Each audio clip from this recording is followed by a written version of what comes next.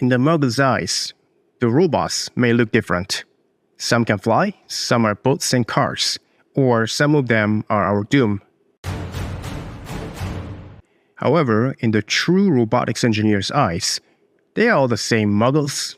Inside of the robot's brain or the computer is just a bunch of processes working together by automatically chatting with each other. And the engineers call it distributed computing to impress girls and boys, in theory. For instance, if you are building an autonomous car, the first thing you might need is a perfect object detection neural network in PyTorch to dodge it. Then the brake system application written in C++ needs to be activated in just a split second. These two applications work together by chatting with each other in real time to share the data. Implementing all these end-to-end communication could be a nightmare, which is why people love RS. It provides convenient APIs to handle these tasks to simplify jobs for engineers, so you engineers can sleep more. Robot Operating System, or ROS, or simply ROS, isn't an actual operating system. Instead, it's a collection of apps and programming APIs designed to help you build your robot software grounded in the philosophy of distributed computing. Personally, I'm not sure if RS is a good name. It scared the shit out of me first, because I had a trauma with Ubuntu Linux when I first saw it.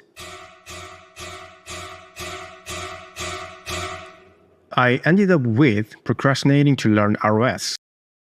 At a high level, ROS packages can be categorized into three sections: CLI, APIs for C++ and Python, and some GUI apps that look like they are from 90s.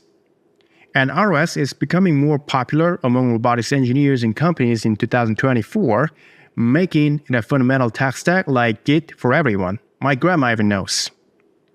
To install ROS, you need to first pass the filtering process of ROS. Or you can simply use a Docker image to wave the test. Then the first thing you can easily interact is the ROS command line interface, or CLI. ROS CLI will make it look cool.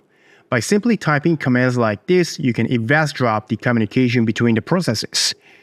The reason why it's preferred over Wireshark or Chrome's developer tool is that you can overhear specific topics for debugging. Since the processes publish the data under specific names, you can simply type the name of the topic to listen in. The ROS packages also come with APIs for C++ and Python. If your app can leverage ROS's main ability, distributed computing, there's no point. Therefore, these APIs that you can include or import in your code are another essential feature of ROS. Lastly, ROS include other GUI apps like RVs, RQT, and Gazebo that can subscribe to real-time data from your applications. If you are thinking the ROS GUIs look too old, you're not alone. Use Ubiquitous Virtual Robot on the web, which is free. Download the ROS packages and run them. You can also directly control the drones, helicopters, cars, and swarms, and more. Learn ROS using Ubiquitous Virtual Robot.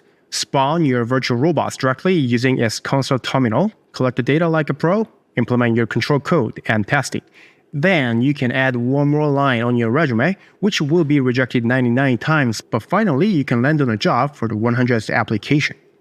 If you like this video, please like, share, and subscribe. Your support means a lot to me.